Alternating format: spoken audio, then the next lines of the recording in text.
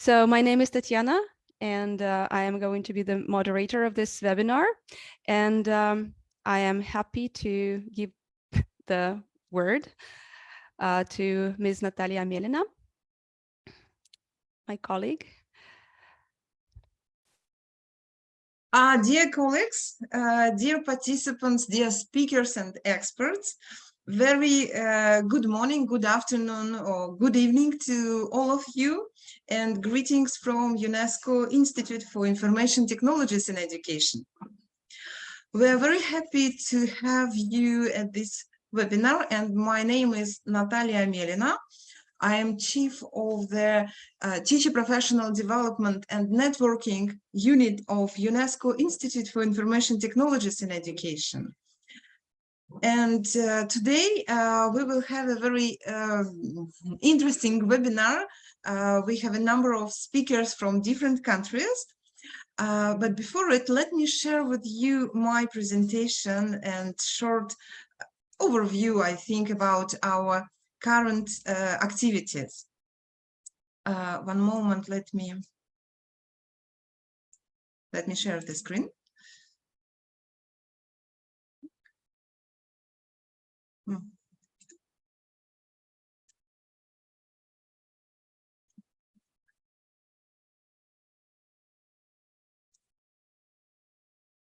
No, I cannot do it. I don't know why. Tatiana, I think I have a frozen screen. Let me try again. One moment. Oh, no, yes, I can share it.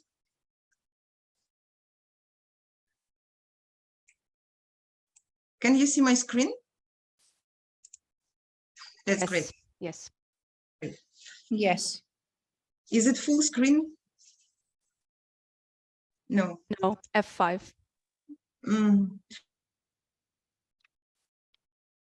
Yes, I'm trying. Oh, now, yes, yes. Okay, that's 5. Okay, that's great.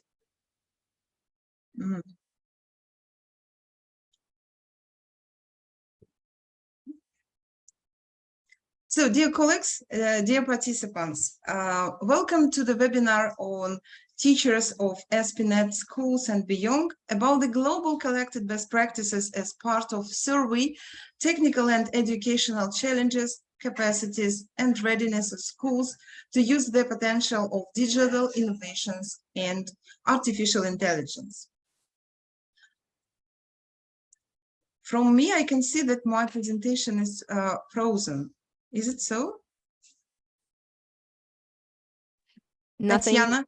Can you change the slides? Tatiana, what you can see, Tatiana, now what you can see on the screen? The next slide, which says introduction. Okay, okay, that's fine. Thank you. Okay. In June and July 2023, UNESCO Institute for Information Technologies in Education is organizing 3 webinars for teachers of ASPnet schools and beyond within the framework of 2 ongoing projects. The first project is promoting ICT capacity building and open education in the era of artificial intelligence and digital technologies. We are working on this project with UNESCO ASPnet International and Shanghai Open University, which is from China. And the next project is connecting schools online for intercultural teaching and learning. And this project is running jointly by UNESCO IITE and Edu Education Group from China. So a series of webinars that we are going to have in June and July will be devoted to different aspects of teacher capacities, of ICTs and artificial intelligence. The first webinar which we have today, and I have already mentioned, is dedicated to the best practices collection, and we will have a number of speakers with examples and innovative practices. The next webinar will be held at the end of July, and this one will be devoted to mostly to the recommendations which were developed by our institute jointly with our experts on technical and educational challenges, again about ICT use in educational practices. And our next webinar, which we will have in at the end of June, on 27th of June, is Teaching to Beat Climate Change, a webinar for ASPnet teachers and wider audience of educators to provide insights of the use of ICT in teaching about climate change. So I think this is a very hot topic. Okay. As a part of the project Connecting Schools Online for Intercultural Teaching and Learning, UNESCO IITE, with the help of ASPnet schools and Chinese company Hedu, last year organized a survey of teachers from all over the world. It was entitled Technical and Educational Challenges, Capacities and Readiness of Schools to the Use of Potential of Digital Innovations and Artificial Intelligence. The representatives of about 4,000 teachers and representatives from all 5 global regions participate in the survey, and the responses of about 4,000 teachers who fully answered the survey questions lay the foundation of a report with the same name. The webinar that we are going to arrange on July 19 is going to be dedicated to the findings of the global survey and the recommendations developed on its basis by IITE. And you are very, very welcome to attend this webinar and participate in the discussion.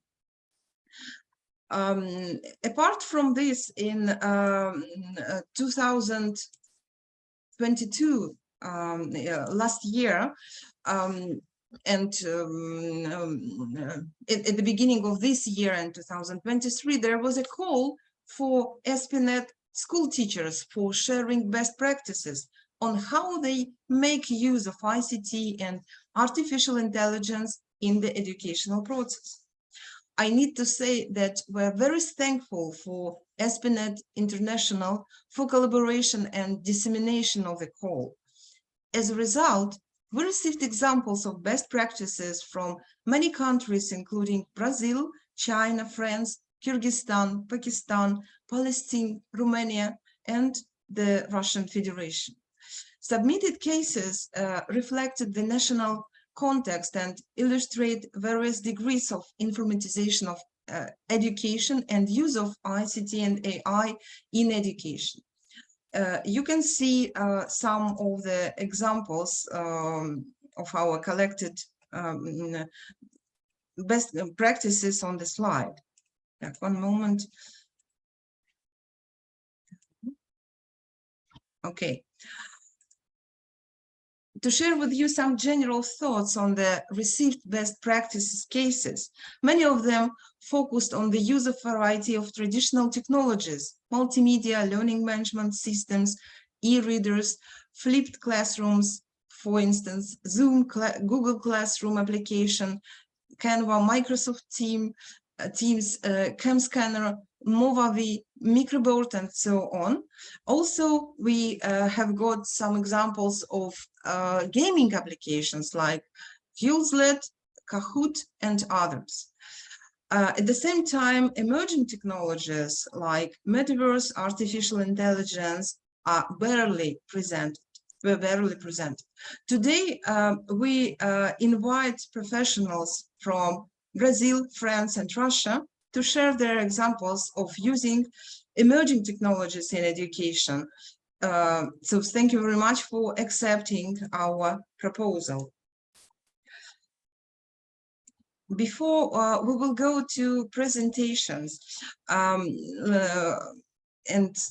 I would like to use this opportunity to advertise to you an upcoming conference following the very productive Connect online forum, which we arranged in December 2020 UNESCO IITE, UNESCO ASPnet International, and HEDO are organizing of an online and offline conference for ASPnet teachers Connect 2.0, combine online innovation and networking for education carried by technologies on the use of ICT in educational process in autumn and winter 2023. For now, we cannot tell you the details, but for this, it is still in progress. Anyway, you can find this information at our website. And finally, let me share with you our agenda for today. Thanks to our experts from Finland, Brazil, and the Russian Federation, we will have their success stories, I would say, from these countries. And we will have an opportunity to have a discussion with you on the challenges and opportunities of application of different types of technologies for teachers. So thank you very much for your attention. Tatiana, back to you. Dear Natalia, many thanks for the insightful speech, and we hope that colleagues from many countries, and I've seen lots of people introducing themselves, so we hope that you will join us at our upcoming webinars and also for the conference. Please stay tuned. As soon as we know more information about the conference, we'll post it to our site that Natalia had in the last slide of her presentation. Moving on, I'm sorry. Moving on, now we have a representative of ASPnet International, Rembert. I'm not sure how to pronounce your last name. I'm sorry, but he's going to tell you about the activities that ASPnet has to offer. You're welcome. Yes, good morning, good afternoon, good evening, everyone here attending the webinar. And thank you a lot. Thanks a lot to Tatiana and Natalia for inviting me in this series of interesting best practices. I'm really curious actually also to see the other presentations today. It's nice to see some familiar faces as well among the participants. So yeah, it's nice to be here, and indeed I will talk briefly to keep track on the time as well from this webinar about the developments on a global scale, or the innovation that we are going through within our ASPnet network, in particular the renewal of our digital infrastructure. So I'll briefly present the main steps in that process. I will talk about the development of the community platform, and will show already something, a new our first version of this community platform. So yeah, happy to kick off this webinar. We are going with ASPnet through a digital renewal process, and it is revolving in several steps. So we have first, we need to reestablish our contact with the national coordinators. We experience that in some countries, the contact has been lost, or there has been a change of national coordinator without us knowing. And so we first need to reestablish the contact. We are also going in the next step through a large data cleaning process for each national network according to a traffic light system, where we ask each national coordinator to clean the membership data of their country and indicate for their member institutions whether they are green, yellow, or red. Meaning that for the green, they are active members of the network. Yellow, they are active, but there maybe some ways to improve the engagement. And red institutions are institutions that are no longer part of the network in any active way. And in the next step, we then envision to move all the yellow and green institutions to our new digital environment on a new functioning platform. So it means that all the red institutions, we will not move them to the new platform. Of course, to prepare this new functioning platform, we are also at the same time developing the structure of this platform.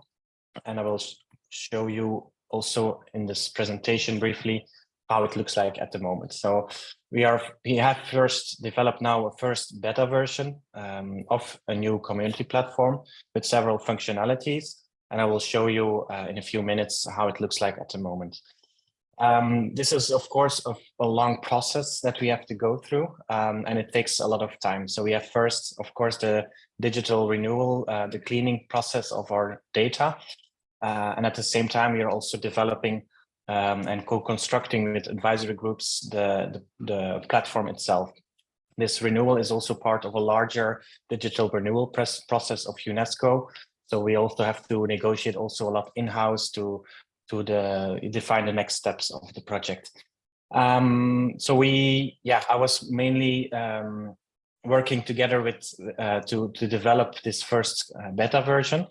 And I really found it important to not develop something from without input from the network. So we developed 2 advisory groups of national coordinators, but also ASPnet teachers to think through all the different steps in the process. And as a first step, we developed new terms of reference. It's a large document where we describe all the different requirements that the new platform should have. And together with the advisory group, we further defined and fine-tuned this document. In the next step, we constructed our ideal shape or format of the website, how it should look like in an ideal way, not only on a browser version on the computer, but also on a mobile phone, for example. And what is the structure of the platform? What are the different components and sections? And how should it look like in an ideal way? And now we have been in contact with a tech company, with Salesforce, to develop this first beta version where we selected a few functionalities of our ideal platform, and we developed this further into a first beta version.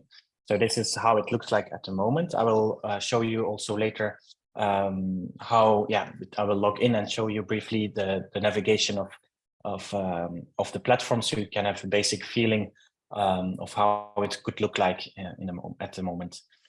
And then we tested, of course, also this platform with our advisory groups, but also at the conference we held last week in Berlin with the national coordinators from all around the world.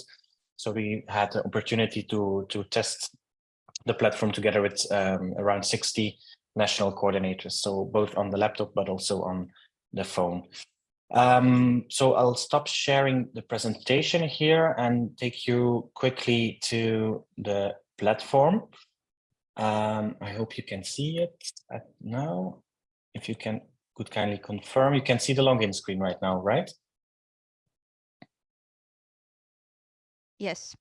Yes, good. So I will log in now with the fake account, with the dummy account. So this is what it looks like at the moment with the login screen. And above you can see different sections. The homepage is not really finalized yet. We need to make it a bit more dynamic so we can engage more the users. But one section that has been developed quite well already, but also still with some improvements, is this member institutions page where you can zoom in to countries and where the member institutions of ASPnet are located. So we have for a few countries already the clean data, and we included this in this membership directory. And then with these search functions, you can filter down the list and select countries or institutions. And the idea is then that you can click through, and here you have a member institution profile page where you can continue and click to contact the focal points. The same also for national networks. We have included already a few here with contact information and so on. The other parts of the website are not yet developed. So we have here a networking place where you can create calls for collaboration, broadcast messages to the network or to specific groups of the network to call for participation. We also have the stories, events, and resources section that are not yet developed yet. We do have already the projects section, where you can create a new project and invite people to collaborate on a certain theme, and also link it with SDGs. So I'll take you briefly maybe to this Berlin conference testing project space, where you can see how at the moment we have now, the space. I created this project space to have the participants of the conference join and comment and test the environment at the spot last week. So I created here some missions, and it's possible here you can make these comments on posts and like and so on. So this is a bit the basic look of the website. I'm curious to see also what you think of it. If you want to be in contact with me and share, if you have expertise in this kind of development, I'm happy to collaborate also with the participants here. I think we can all learn from each other. And yeah, here you see also how your personal profile could look like. You can change your profile picture, add your contact information, and so on. So I think I'll spend enough time here to give more time and enough time to the other participants. Thank you very much for your attention. And if you have any more questions, you can always contact me by email. So yes, thank you very much. And if you have any comments, you can make it also in the chat. I will follow up on those. Thank you very much. Thank you very much for the presentation. I think it was really clear and, I don't know, exciting. So hopefully you will attract a lot of attention, and hopefully there will be feedback to work with. And finally, we are beginning we are starting with the presentations, and the first are our colleagues from France, Ms. Stephanie Yvart and Mr. Florent Emmy, who are ready, I hope. Yes, I can see you. So I am sharing my screen as agreed. Good morning, everybody. And good afternoon, or even good night, good evening. Just a second, let me open the presentation.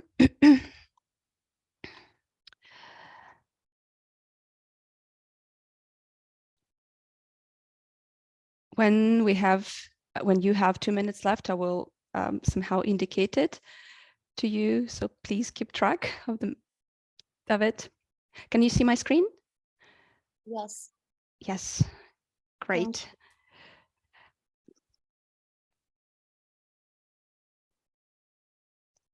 Can you start? Yes, okay. Ready, fantastic. Hello, everybody. The Lycée International of Saint-Germain-en-Laye is a French public school located in the west suburbs of Paris. It includes in the same campus a preschool, a primary school, a middle school, and a high school. Students at the Lycée International must be fluent in one of the 14 languages taught in the school's section. The academic curriculum of the international sections supplements the standard French curriculum with additional courses in literature, language, history, and geography, taught in the language of the students' respective national sections, allowing them to pursue the international equivalent of the French baccalaureate called OIB. Our school includes many different clubs and is involved in a large range of academic projects. Our school has obtained an Erasmus accreditation and receives support from the UNESCO Associated School Network. And the Parents Association, called Club International, can also be a real help to develop initiatives. These partnerships enabled us to initiate a project linking virtual reality, mathematics, and humanities. And I will now leave the floor to my colleague, Stephanie, who will introduce this project to you. Thank you. Thank you for your introduction. So it's a real pleasure for me to present to you our project based on mathematics and virtual reality. It is born from, and thanks to two colleagues of our team.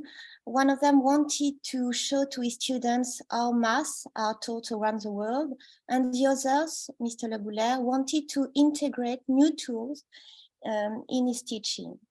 Thanks to Erasmus, we find the right partner with Mrs. Pipiton, who is an Italian mathematics teacher, who uses virtual reality headset with her students. Quickly, we decided to work together and to make our student works around these themes. But the main difficulty was for us because we didn't know anything about how to use virtual reality headset. That's why we asked a French company, XR Pedagogy, to help us. They taught us how to use the virtual reality headset safely and how, thanks to it, we can code with algorithms and applications some metaverse. We went to Italia, and then our student had to solve math problem created by French teacher and math problem invented by Italian teacher. After that, in groups mixed with Italian and French students, they had to create their own escape game, including math problem. And the last day was dedicated for an hackathon, which is a big challenge in which each group had to create with a tablet, a virtual reality headset and a laptop, its metaverse.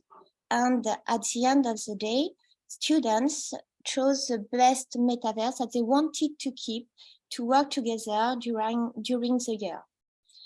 When we came back, it was such a success that our student asked us if it was possible to open a virtual reality club. And so naturally we agreed with that.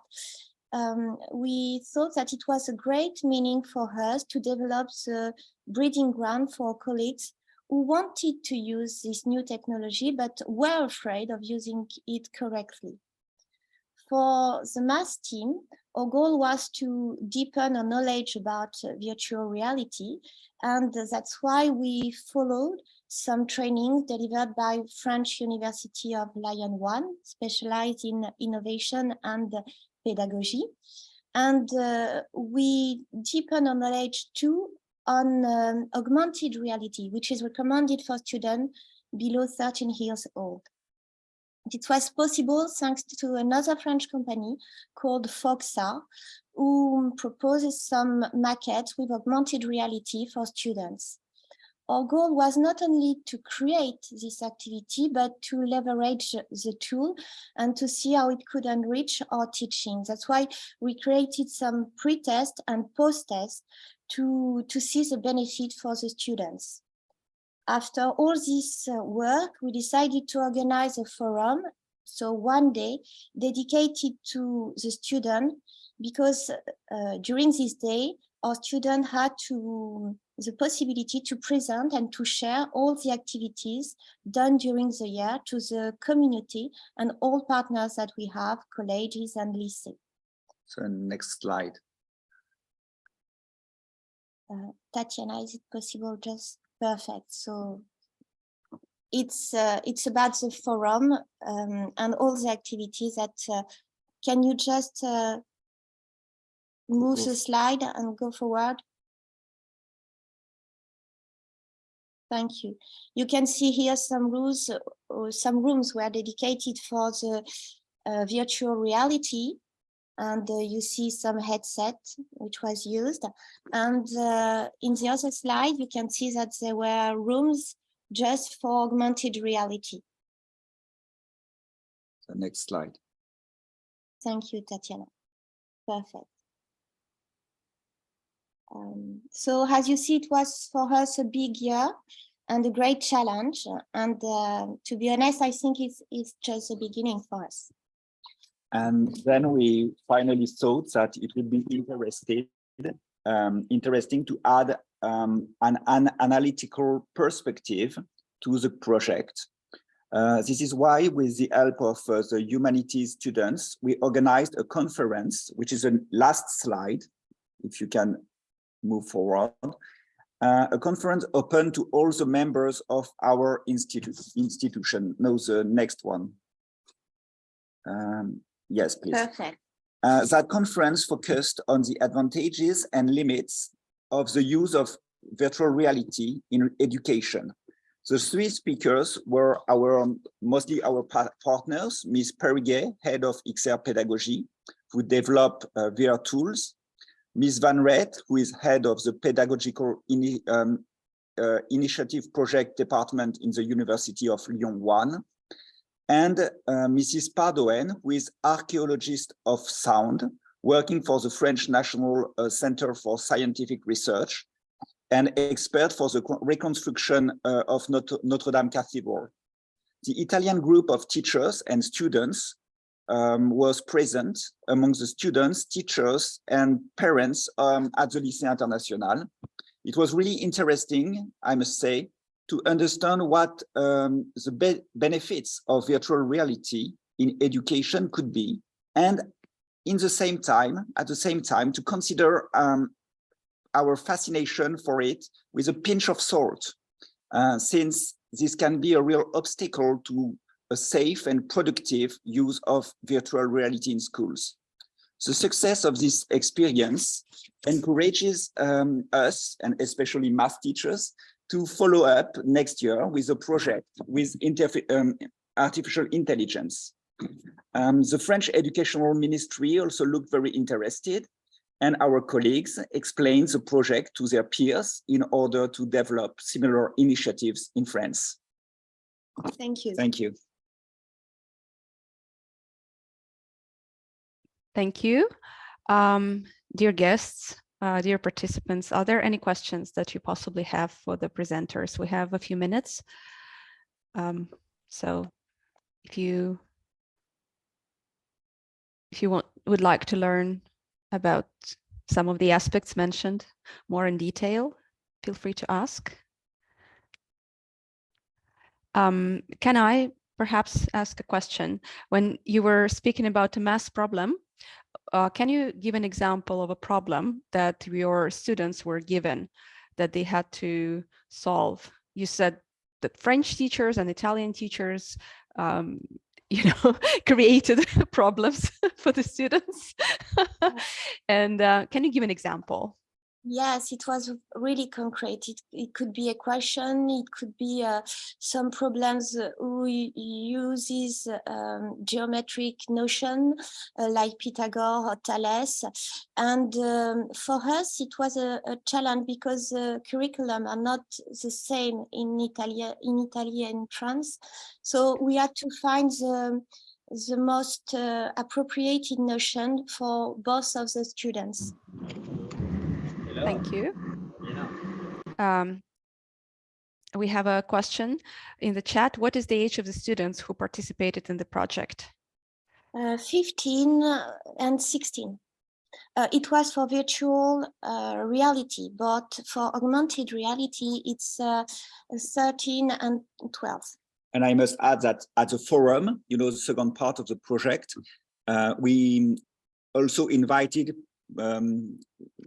students or pupils from primary school and last year of primary school who came to discover how to use safely this kind of mask and to discover virtual reality, in a proper way. Thank you. So those were school children of different ages. Was there any special principle why virtual reality and augmented reality were, I don't know, sort of given to students of different ages? I mean, you said that there were different ages for... Yes, for augmented reality, it's recommended for students below 13 years old because for them, it's really important to see the real world, whereas for students who are more than 13 years old, they can see, they can be merged in the virtual reality without problems. And the teachers involved in the project, like there were during the forum, like teacher for languages or history, and then they adapted, their field to the age of the students. Thank you. Natalia, do you have a question? Yes, I also have a question to you. Thank you very much for your great presentation. I would like to ask about the language. What is the available languages of the software you are using? Thank you. We used English. It was easier for all the students because, as Florent said to you, our students are very fluent in English, so it was not a problem for them. And for the students in Italy, it was the same thing because they were in college, so old enough to practice to speak in English and to understand. Yes, a high school. And sometimes, when, for instance, some of the students, they were in the Italian sections and they could speak fluently in Italian, they could interact in Italian. Some from Italy, from Sicilia, could speak French. So they could really adapt easily. But the basis was in English, yes. Yes, and can you please tell us if this is open software, I mean, for free, or you need to pay for it? Alors, for the French company, one of them, we had to pay for it, and it was thanks to the Club International that Florent presents to you. We have some fun to have this training, but for FOXA, it's another French company, and they help us free because they were interested to work with us and to have some experiments with their markets in education. So it was a partnership interesting for both of us. And I should add that with Erasmus, as we have this accreditation, we could move for free in a way of our, they paid. Europe helped us to move to Sicilia, all the students, and for the conference to all the participants, and especially Miss Pardoen accepted to do it for free, because we are a public school, so we don't really have a private fund. The only thing was that Expert Pedagogies, they had to, it's a company, and they had to move to Sicilia, experts to help and explain how to do with the students. So the parents, this club of parents helped us, and but we tried to have a very good price. It was cheap, we could say, for virtual pedagogy, because they wanted to develop pedagogy of this kind, which is really new in our country. Yeah, in France. Thank you so much. Actually, it's a very interesting and very important question for many public schools to know about the availability of their software. Thank you so much. I would add that Johan Le Bouler, who is not here, and we thanks for his job, but he used a huge of energy, and to find if you don't have the money, you need so much energy that thanks to him, because he's very involved, in all these fields. Okay, thank you. Thank you. For the invitation. And we have one last question, perhaps. Was the project conducted during the school lessons or as an after-school activity?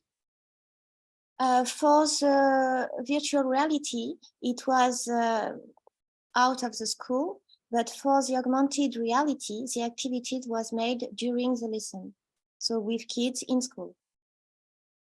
And the forum took place during the school time, and the conference after it, but many of the students stayed to attend to it. Many thanks for your presentation and for answering the questions, adding more details. And we are moving on. Many thanks. Thank you. So the next speaker is Alexander Giglavy. Are you going to be sharing your screen, or? I think that I can control the slide sequence. Hopefully. Let's try. Okay, so once again, dear webinar participants, feel free to ask questions after the presentation. And I will also somehow indicate to you that we have about 2 minutes left, just in case. Is this fine? Should I take care about loading the presentation? Okay. Me? Yes, I mean, in terms of time, I see. I will let you know.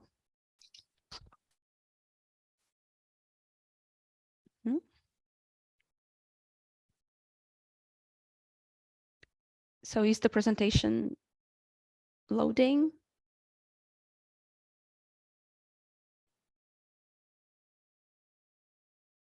Alexander? Yeah. Is the presentation loading? Are you going to share your screen or?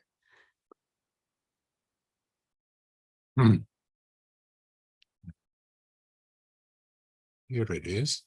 Mhm.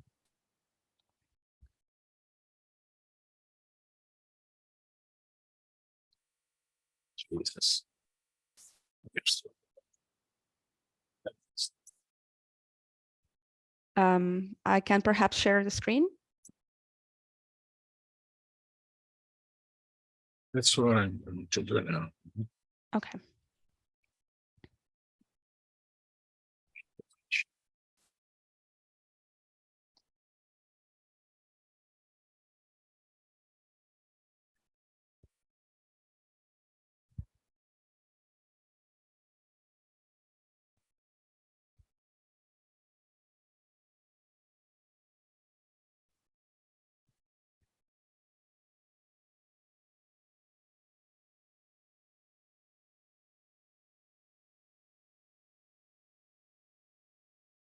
Mhm.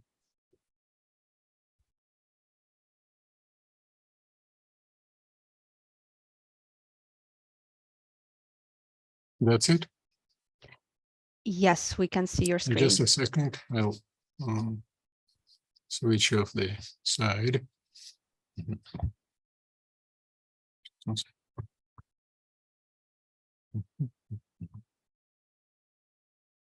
Yeah, that's pretty nice.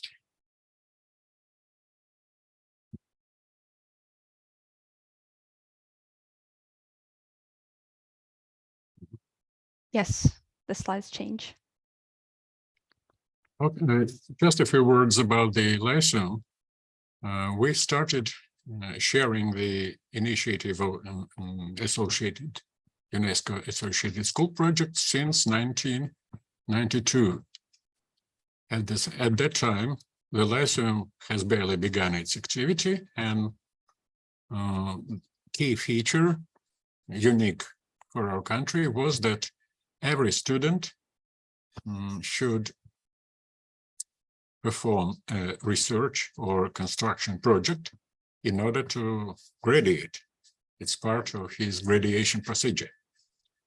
This is why I will not give any details about the learning process as such, but rather say, draw your attention to those 4 areas which we base our learning activity on in the field of artificial intelligence.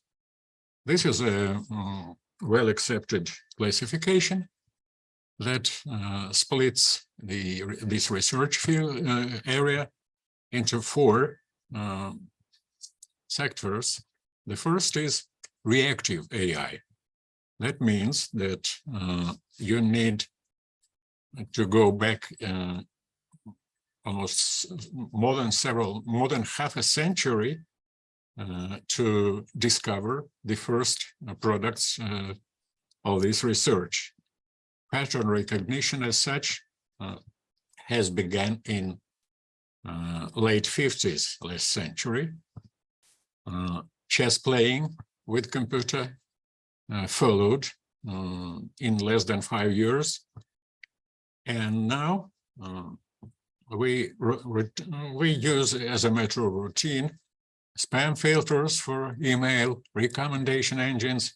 This is the most widely distributed branch of artificial intelligence applications. Next is so-called limited memory, which is on the hot part of its trajectory, so to say. It's developing at an accelerating rate. That means you have to collect and accumulate events, description, digital description, in order to process in real time. Real time is a fairly new feature for AI devices or vehicles that should behave properly in the natural environment. This is not laboratory research. It needs some real life applications, and it has. Next is theory of mind, which actually will be illustrated by one of the cases I'm going to tell you about. And self-aware is, again, let me skip to cases. Let me skip to cases. Yep.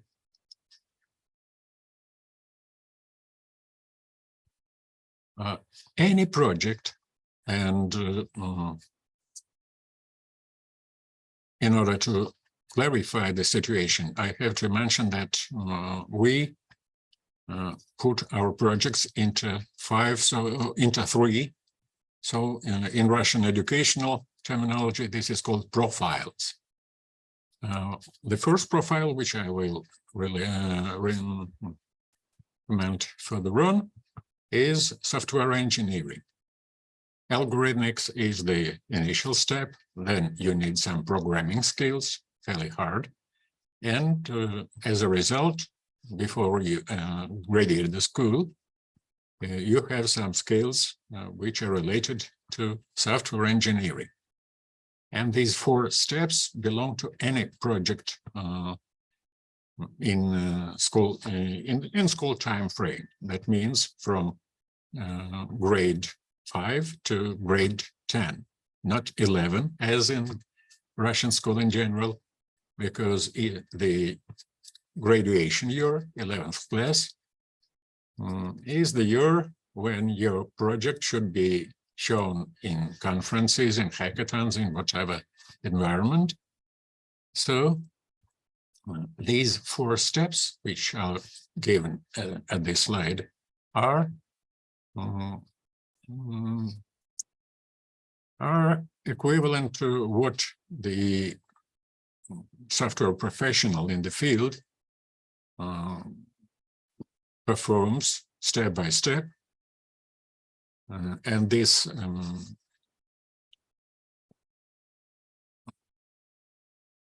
this solid link between professional activity and school years will be demonstrated in cases that follow.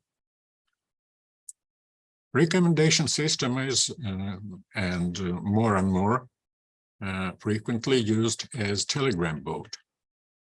And bot that was developed by a kid is the result of a project that Russian Railways IT Center, located in Moscow and in Sochi, was the source of this of the specifications, and worked very closely with two kids that were given the chance to develop so-called MVP, minimum viable product. That means that since this product is in the hands of professionals, they use it as a starting point to develop the program code further and further.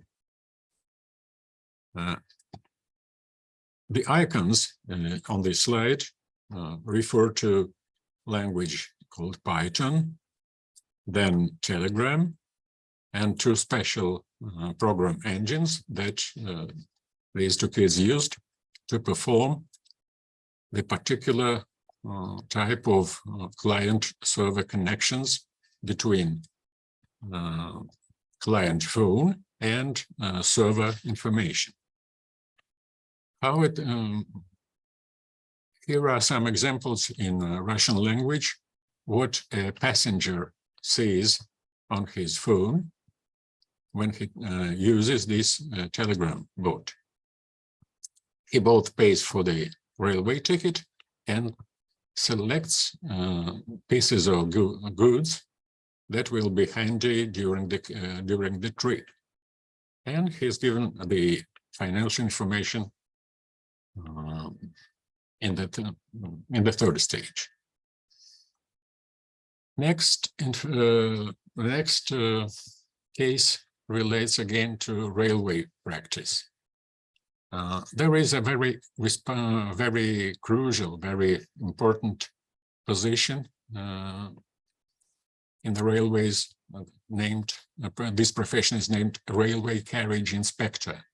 And I think that most of you who use trains, passenger trains, and just visit the railways, railway stations, have seen people with this specific stick in hand, doing some strange things with the wheels and carriages of the railways, all the carriages like that. And what was required from a team of two was the task that is more or less typical for AI field, that is speech-to-text conversion. You have to keep in mind that this task is fairly solid because the noise environment at railways is very considerable, but still speech recognition in noisy environment was a task that was successfully solved. And accompanying this task, the other one is to recognize without using oral speech dialogue between the dispatcher and this carriage inspector. It also was a typical character recognition in a fairly noisy, I mean lots of dirt or some damages or whatever that prevent this number to be properly recognized. These two tasks were put into the memory of a phone and again sent to our mentors who will work on it further. Next is relates to the section of this research field that is called theory of mind. Lots of pictures and movies contain human faces in different environment, in different stress or relaxed conditions, whatever. So there are typical classification of human emotions given by both doctors and psychologists. It covers next to 30 different emotions. There is no unified table like in chemistry, but more or less researchers agree upon this long list. And the hypothesis for this project was that these emotions can be decomposed into several micro emotions, which will have much less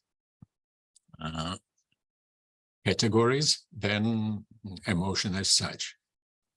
How it looks like, how the mathematical model was developed for that will be easily seen on this picture.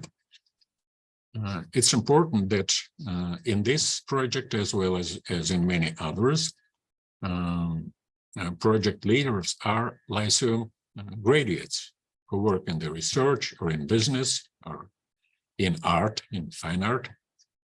And in this particular case, the result of programming project developed by three kids resulted in that they have discovered, it's one of the key results of an AI project, 7 micro-emotions that fit nicely into various emotion recognition tasks. Now,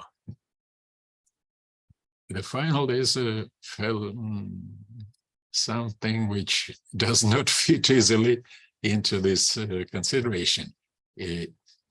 As contrasted by the pattern recognition, sometimes we need to perform the task on the inverse. We have to synthesize very complicated picture from the more or less typical textual digital files. Every musician knows format, which is called MIDI for digital music. And the task was to transform this text into highly complicated raster image. Then this image was printed on a photofilm and put into this curious invention. It dates back to 1957. It was named a synthesizer named after composer Scriabin, who was the inventor of color in music. This device was used by professional composers and is still used because the diversity of tones and various sound effects belong to very vast spectrum, as if you will compare it with commercially available digital synthesizers and some highly successful films, movies, were given soundtrack using this particular tool. It's still in action. And this project was initiated by our teacher, who is a musician himself, as well as a programmer and software engineering teacher. And this small niche in the field of AI belonging to fine arts is under intensive study by our team. I still have a no. Well, Just time to finish. I'm sorry. So. Yeah. I simply say that these documents will be in the archive, I believe, of the webinar, and will be for easy for you to use by the participants. It's just the ladder of classes which lead kids from using Scratch and Minecraft to C# language. Thank you very much. Many thanks for your presentation, and we have been receiving lots of feedback. I don't know if you could see the messages, but there have been a lot of thanks in the messages. Dear participants, are there any questions? We have about 5 minutes for that. You can maybe raise a hand.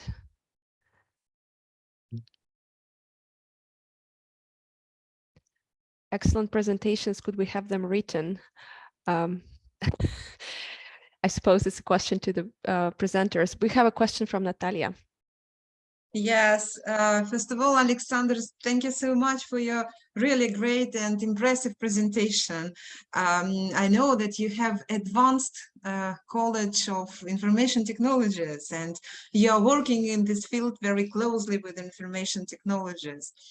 And I have a question again regarding the integration of such technologies into the educational process. Is it a part of curriculum, regular curriculum, or it is a kind of advanced programs, advanced activities like lifelong learning? So could you kindly let us know about it? We were and we are still are very careful about choosing and adjusting the learning model. One good example, when we started back in 90s, we offered the course which lasted for 2 years, 10 and 11. Then we went slowly but surely down to 9, then down to 5, and then we hesitated but still decided to have a piece of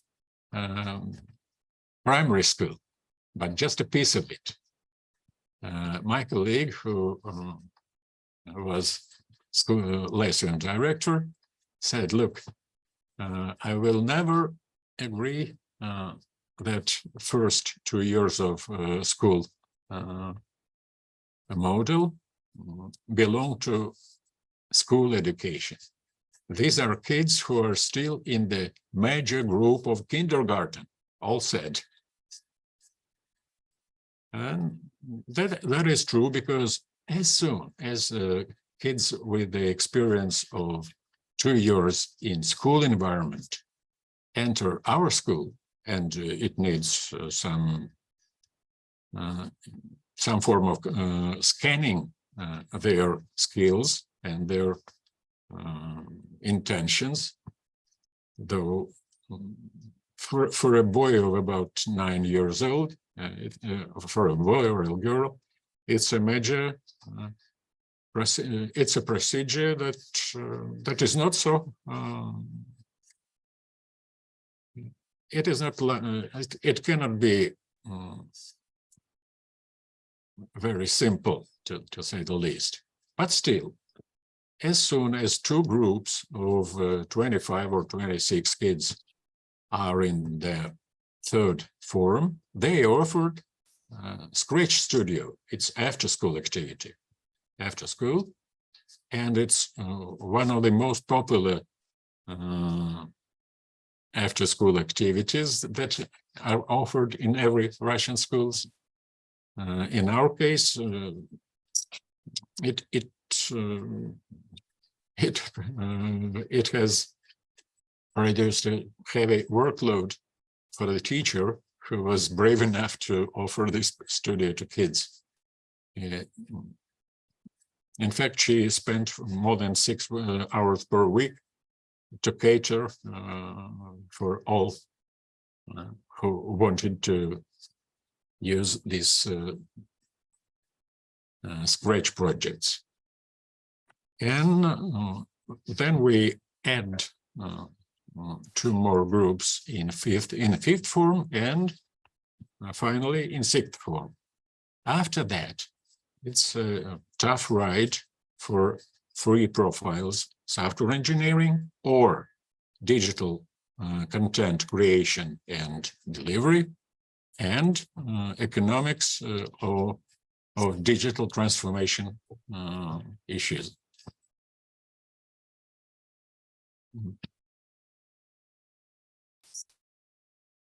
I think I've given a picture of what the learning process is like in our school nowadays.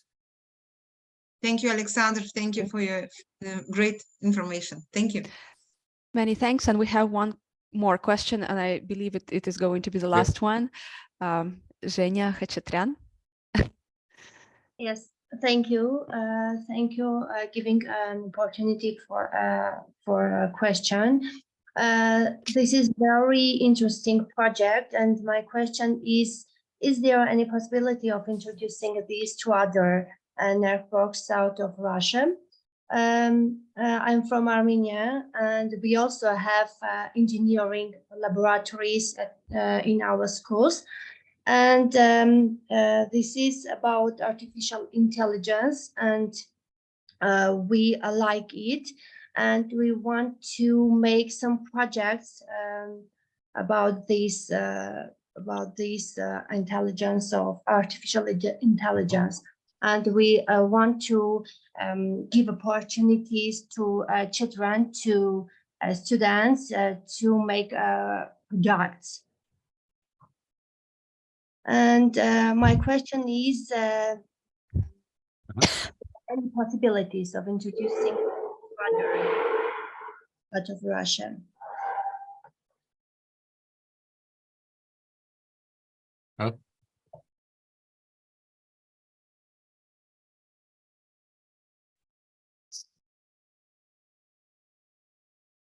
Hello. Alexander? Yeah. Yes, can you answer the question? You know, for all I know, Armenian researchers are quite active in the field of AI. Do you have any connections with the local university or Academy of Sciences? It's my question in return. Jenny. Yes, yes, we have, and we want some more opportunities for children, for students to have some products and to collaborate with other countries, with other schools. There exists for many decades by now a network of children conferences for their projects. For many years it existed in states, and still it does, but now China becomes very active in this field, and international competitions give vast material for choosing the forms of activity in particular field. For example, when our kids joined these competitions, we met people from St. Petersburg, from Siberia, from Caucasus, who will be nice consultants or even partners in case you will look at sites of these conferences. One of them is named Ученые будущего, Scientists of the Future. You should simply Google some information on school project competition, and you will be given a wealth of information on the international competitions like that, maybe. Thank you very much. Thank you. Many thanks, Alexander. Okay. I can see that there are at least 2 more questions, but unfortunately, I'm afraid that we will have to move on. Perhaps there is an opportunity, Alexander, will it be okay? Could you possibly share your email address for the participants to perhaps ask you questions? Yes, you can easily share my address, and then I'm quite open for any form of cooperation. Thank you very much. Fantastic. Can you type it in the chat, in the meeting chat, so that we can...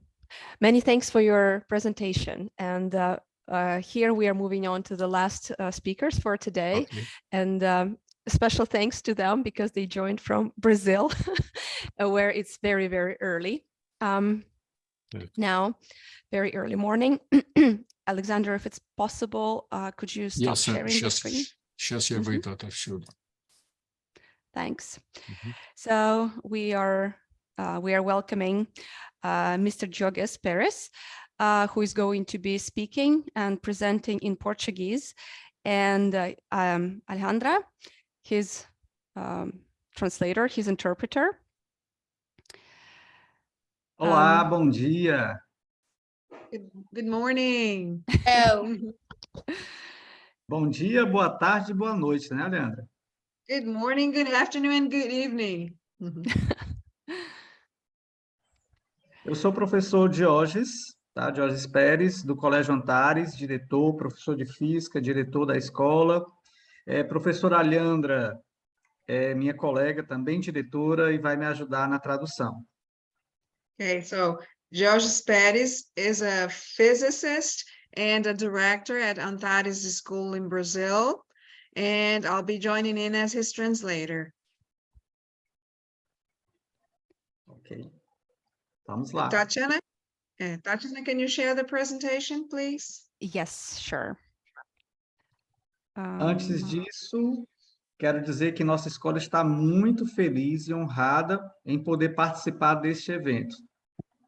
We're very happy and honored to be able to take part in this moment.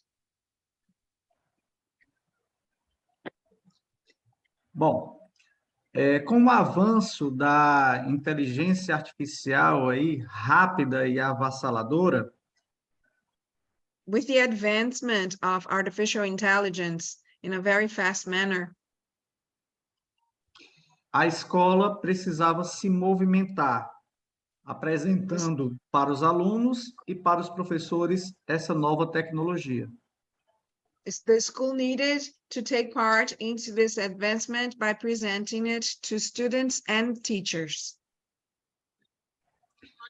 Então, nossa escola movimentou, né, todos os professores para apresentar novas tecnologias e fazer com que eles desenvolvessem projetos para os alunos. So we aimed at having teachers develop projects for students to be able to experience artificial intelligence and its use in school. Dois dos Next. projetos que foram realizados, né, nós estamos apresentando aqui. We're going to present two of the projects that were carried out. Leandra, por favor. Okay. So since the development of artificial intelligence, and right now when artificial intelligence became very popular in media and with students, the school aimed at discussing the ethical use of artificial intelligence in its grounds. So aside from carrying out a project that dealt with artificial intelligence, the most important aim was to have a debate on how this use can be ethical and promote authorship and protagonism for the student, rather than being simply a copy of someone else's work or artificial intelligence's work. Next slide, please, Tatiana.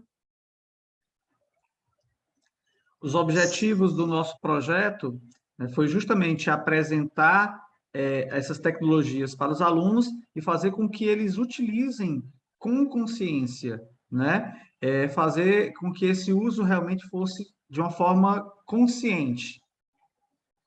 So the objectives were, aside from introducing students to some artificial intelligence that they could or not have already been in touch with, we also wanted them to discuss the ethical use, to develop critical thinking skills, to encourage creativity and innovation by using these platforms, foster a better understanding of artificial intelligence and its potential uses, enhance the collaboration and communication skills through the use of it in group discussions and group activities, and prepare the students for the future, exposing them to the emerging technologies and encouraging them to use it in a responsible and conscious manner.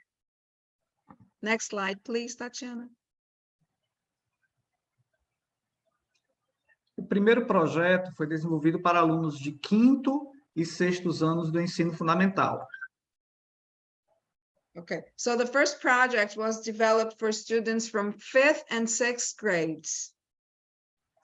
Nós utilizamos a plataforma DALL-E para ilustrar redações feitas por eles, né, pelos alunos. So we use the platform called DALL-E, and students were invited to transform their compositions into drawings by the use of the technology, and also getting introduced to painters that are famous in Brazil and elsewhere. Nós escolhemos antecipadamente, please, anterior. Next, okay. This anterior? Nós escolhemos 4 pintores, né, que fazem obras coloridas. Okay, so we chose 4 painters that have colorful paintings as part of their work. E solicitamos que eles solicitassem à plataforma que fizessem ilustrações da redação baseado em um desses pintores. So they would introduce their composition to the platform and choose one of the artists so that the platform could change their composition into a work of art inspired by one of these painters. Next slide, please. Imagens dos alunos realizando as atividades. So here you can see students carrying out the activity in school grounds. So we have a Google Classroom, and they went to it in order to carry out the activity. Os alunos faziam a redação e ia para a Google Sala de Aula realizar a ilustração da redação que eles realizaram. So the compositions had previously been written in the classroom, and then they would go to this environment in order to input the composition into the software and therefore get their paintings. Next slide, please. So, alguns resultados, obras lindíssimas, né? Feitas pela inteligência artificial. So here you can see some of the results, beautiful paintings that were produced by the platform based on the students' compositions. Okay, next slide, please. Some more of the results. Just for context, the composition was about an argument between school objects. They had to decide which school object was the most important. So the pen had to prove that it was more important than the others, or the pencil. So you're going to see some erasures and so on. This was the 5th grade project. Okay, next slide. Após a finalização do projeto, nós enviamos uma comunicação para as famílias com todas as obras da sala de aula do aluno. So to inform the families about the project, once the activity was done, we sent a report explaining the activity and then presenting the drawings that were produced by the students in the classroom. Next slide, please. This is video, né? É o vídeo, Alejandra. Okay, Tatiana, there is a video with a presentation of the activity being carried out. I don't know if you could show a little bit of it, or we just share the link. Do you mean, do I have to yes. click on this link? Yes, please. Let's see.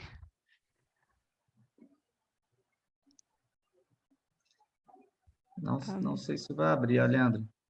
Se não der certo, ela compartilha. If it doesn't work, it's okay. We can just share the link through the chat, and then let me see, but I'm not sure. I'll try to do it one more time.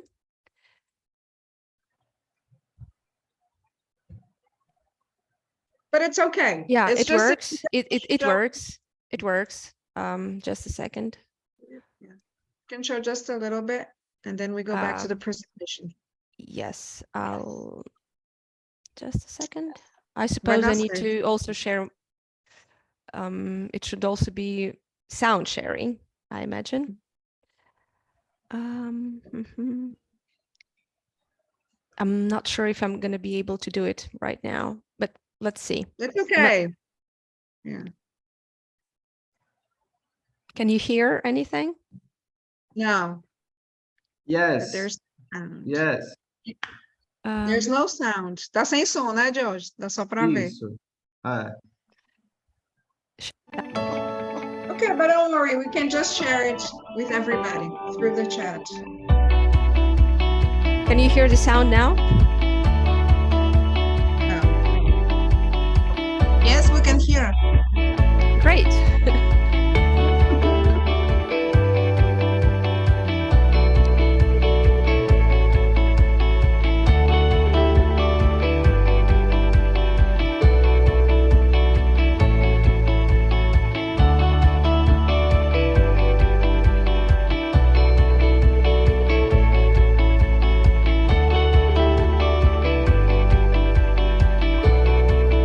Okay, Tatiana, it's just for you guys to get the feeling of what it was like. By the way, Colégio Antares is a private school in the northeast of Brazil, in a city called Fortaleza. And we have students from kindergarten up to high school. Aleandra, Oh, vamos passar, né? Vamos passar. Porque... okay. We can move on now. Yes, just a second.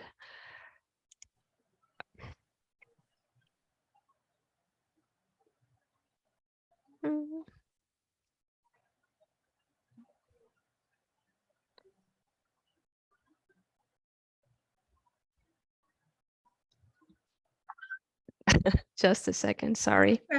Okay. I can start by talking about the second activity. Jorge, eu vou começar a falar da segunda atividade enquanto ela abre, tá? Ok. Tá? So the second activity. Vai. A segunda atividade foi realizada para os alunos do 7º e 8º anos. Nesta atividade, nós utilizamos o chat GPT com eles. Eles faziam parte do texto e pediam, solicitavam que o chat GPT fizesse a conclusão desse texto. Okay. So the second activity was actually a writing activity that students from 7th and 8th grade had to do. So it was a group writing, it was a group composition, and they would write different paragraphs, and Chat GPT, which was the platform used, would carry out the conclusion of the story. So a student would write the first paragraph, another student would continue the story, and then this story would be placed in Chat GPT for it to run the conclusion of the story. So they would ask the platform to write a conclusion for that narrative that they had constructed collectively.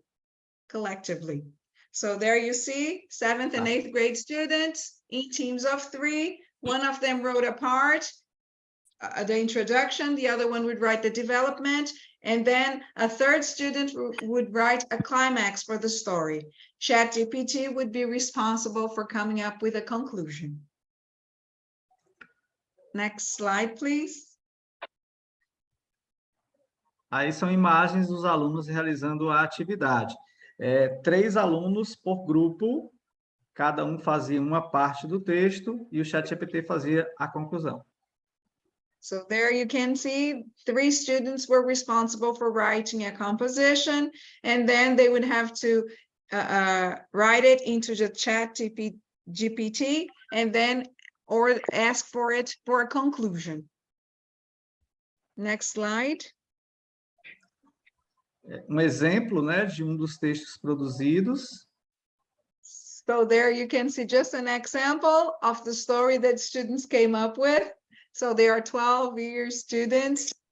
So they came up with narratives. They would start a story, and then ChatGPT would come up with the conclusion.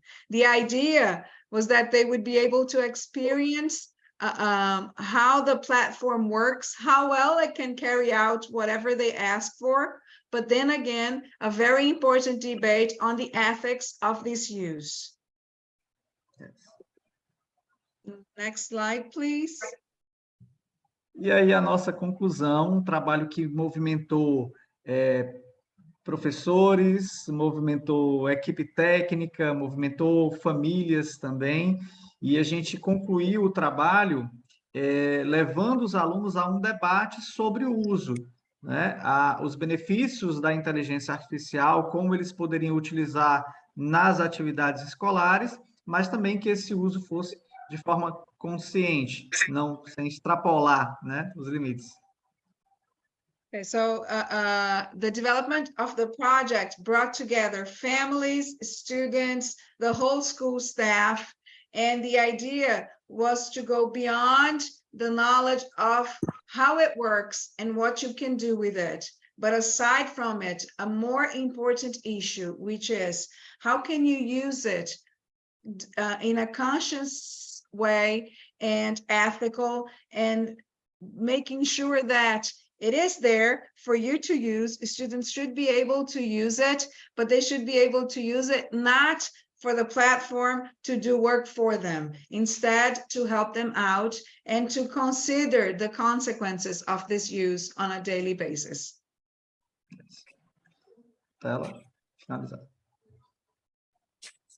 Acabou? Próxima tela. Oh, Falta next uma tela. slide, please. Okay. Okay, so that was it. Okay, so this was it. This was the presentation we had prepared for you with the projects we carried out with students from 5th to 8th grade. Ok. Okay, so tá aí o último slide, Dioges. Isso, pronto. Okay, so as a conclusion, the project allowed students to understand how artificial intelligence works in society, the possibilities it offers, the possible benefits, and also how it can harm the education process. So our idea was for students to understand the importance of its use in a conscious and ethical way. Aleandra, eu quero agradecer mais uma vez, né, essa honrosa participação aqui nessa webinar, né, mais uma vez demonstrar a nossa alegria, tá, de poder compartilhar e também verificar aí experiências exitosas, né, na área de inteligência artificial. Muito bom, mais uma vez, agradeço a todos os participantes, agradeço ao Unesco aí pelo convite. Once again, we want to express how happy and honored we are to take part in this webinar. And also we would like to thank all other presenters for their wonderful work. And we were very happy to learn from others, as well as we were happy to share our experiences. Many thanks for your presentation. And yes, for the extra work that you put in by providing a translator, for working as a team. Many thanks. So dear participants, if there are any questions, please. Yes, there are two questions. So the first one was Rosanna Chichakyan. So Rosanna, you're welcome. So thank you. I would like to say and send my greetings from all Armenian ASPnet schools, for such kind of meaningful presentations. And I'm going to say that we must use, and we now after this webinar, we are able to use all the new things that we taught today. Thank you very much for being with us and for such kind of cooperation. Thank you for the comment, Rosanna. And Ksenia, your question? Hello, thank you. As was mentioned above, I was also very grateful to be participant of this webinar. It was very useful for us, for everyone, I guess. I'm also Armenian, and I wanted to know, I would kindly ask for sharing some website where we can have more examples, because I am a teacher of high school, and I would like to have more examples of that sharing, and interesting that it will be very pretty very working aspect for us. Dioges, ela é da Armênia, agradeceu, como a anterior também agradeceu a participação no webinar, e ela quer saber sugestões de sites que ela pode usar com alunos do ensino médio. Nós utilizamos o ChatGPT também com os alunos do ensino médio. E foi bacana porque eles tiveram uma tarefa de casa com o ChatGPT, onde eles realizaram a redação. Depois eles foram para a sala de aula sem saber que ia fazer uma redação com o mesmo tema e produziram eles próprios uma redação, né? E aí compararam as duas redações e os professores fizeram esse comparativo em sala de aula. Mas eu posso passar, a gente pode passar chats, sites, tá, Alejandra? Para o grupo e Tatiana depois passa para todos, tá bom? Okay. For high school students, we had a different project. They wrote a composition in the classroom, and we used also ChatGPT for them to then take the theme of their composition into the ChatGPT, ask it for a composition, and then they would compare their outcome and the chat's outcome in order to evaluate how was it similar, how was it different, what they could learn from the experience. Dioges is also saying that he can, after the webinar, send some suggestions, maybe through Tatiana, of websites that you can be using for running artificial intelligence activity with high school students. Thank you. I would be very grateful for that. Thank you. And yes, I'll be happy to help as well. Thanks. We have one more question from Abdullah.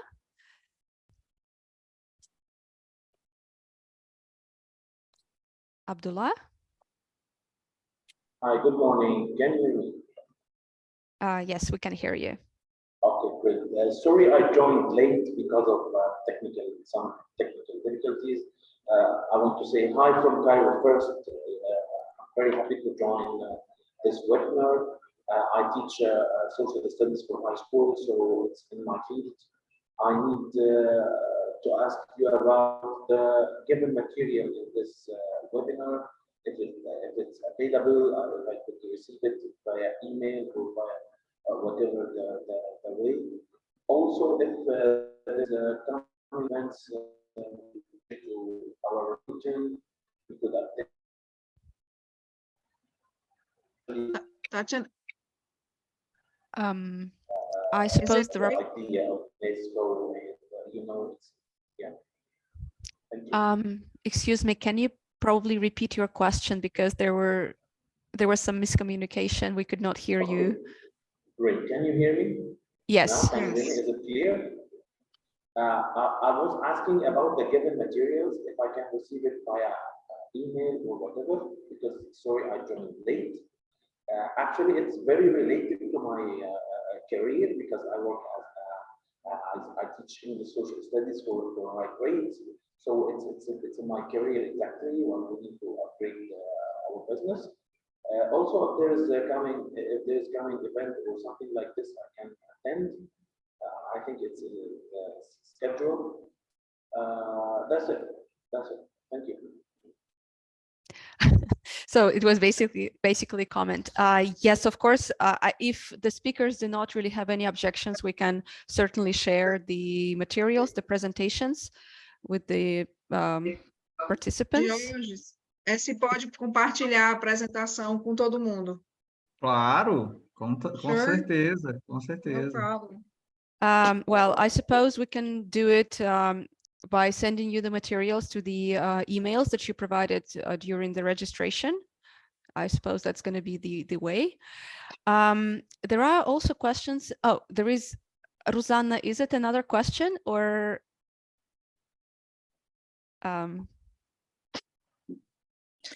No, thanks. No. Okay, I see. Then there is Christina. Christina, your question, please. Well, do you hear me? Yes. Yes. Okay. Warm greetings from Armenia, first of all. Maybe this is not a question, but let me just express my gratitude to all the presenters for the very interesting webinar, and you as well, like organizers, and giving us opportunity to take part in this webinar. Special thanks to the last presenter. Really, it was a very great and interesting idea. And I promise and assure you that I'll do my best to try the project of writing compositions with high school students. Really, it will develop critical thinking and creativity within their personalities. Thank you very much. This much. And I would like to have the materials shared, and as you promised, so we'll be happy to have them available. Thank you very much. Jorge, só um agradecimento, que gostou bastante da apresentação final e que vai fazer com os alunos dela o projeto da redação. Thank you very much. Armenia is very, very active today. And yes, we also have participants from Peru here. So as it was written in the chat. There are a couple of questions in the chat. How can we use Della platform? Is it an online platform? Are there limits that the program? Sorry. So basically the question is how this Della platform could be used or can be used, whether it's an online one. Dioges, é só sobre o uso do Dali, se é gratuito, se é livre e se tem limite. Sim, é gratuito, mas tem um limite. Após esse limite, eles começam a pagar, certo? Então, para cada conta, eles têm uma limitação. It is a free platform that you can use on the internet. However, there is a limit for each account. So you have to check it to see how many, I don't know, how many compositions you would be able to do with one account. Thank you. You're welcome. Any more questions or comments? Perhaps to all the speakers. I hope they're still here. So, ladies, gentlemen, anything you would like to know, to comment on? Our webinar is coming to an end. So this is the opportunity to speak up if you feel like that, or to ask a question. I have one question, if I may. Absolutely. Yeah, thank you all for your presentations. I'm very curious to know more about how, not only what you did, but also how you developed these projects, and especially in the design, if you thought of learning outcomes, what you want to achieve before realizing the projects, and where did you find the inspiration to define these learning outcomes? Because I guess, yes, there are no textbooks about AI, or there's no curriculum that exists already, but did you think of learning outcomes, and which, could you give some examples maybe?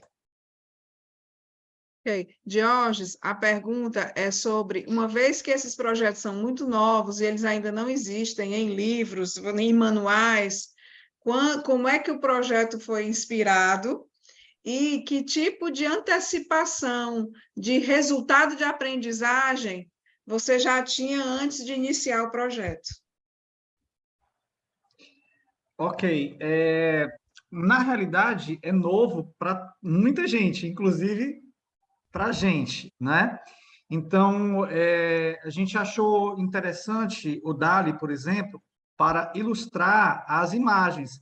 E o objetivo que a gente queria com esse projeto era fazer com que esses recursos de inteligência artificial realmente ajudassem nas tarefas deles, né? Eles tivessem esse primeiro contato com essa inteligência artificial, mas que realmente fosse feito um trabalho de conscientização para esse uso, tá? No caso da redação, no caso da redação do ensino médio, que não foi exposto aqui, que houve uma comparação entre o texto produzido pelo ChatGPT e o texto produzido pelo próprio aluno, aí sim, a gente estava esperando realmente uma como posso dizer, algo realmente produtivo, que o aluno comparasse e verificasse. Poxa, eu poderia ter acertado nisso aqui, eu poderia ter utilizado essa expressão, entendeu? Então, assim, foi algo muito novo para a gente. Então, a expectativa mesmo era só de passar esse primeiro contato das inteligências artificiais para os alunos. Leandra? Yeah, it's new for everybody, and it's new even for teachers and for ourselves.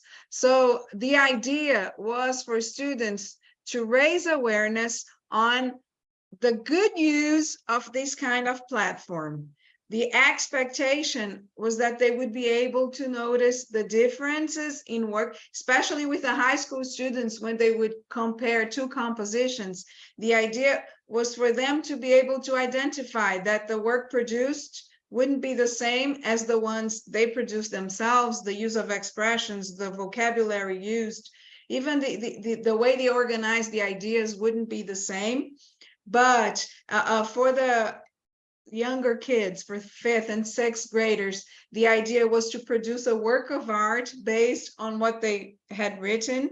So they had different goals, but in the end, the learning outcome that we were really looking for was to raise awareness, to raise conscience on the way that you should really use these kind of technology. There is no turning back. It's available. Students will use them. So the idea was to present to students new technology, but also to show them that there is a good way to use it. So that's it. All right, thank you very much. I don't know if other presenters also have specific examples of learning outcomes or can explain how they developed their projects. Yeah. Well, I'm afraid our French colleagues had to leave. And right. I'm not sure if Alexander is here as well. Not so sure. So, Annie? yes, there is a question from Annie. Hi, I'm Annie. Not a question. I wanted to say a comment, to bring a comment. Thank you for smile faces first. And I just want to say that these hours were not a waste of time. It was so awesome. It was fascinating, wonderful. Thank you for all the presenters, especially the last one. Thank you very much. And especially for the smiley faces too. Thanks a lot. Thank you. Thanks for the feedback. Zhenya? Yes, I also have no question, but a comment. Thank you, Punch. It was very fruitful and meaningful webinar for us, for teachers, because we need such webinars to develop ourselves. And thank you so much. Thank you for the feedback. Yes, Siranush. Welcome. We are also very happy we are taking part in this program. It is very interesting for us. We learn many things from this program, and we are very happy, and thank you for these faces that we see in this side of internet. Thank you. Thank you.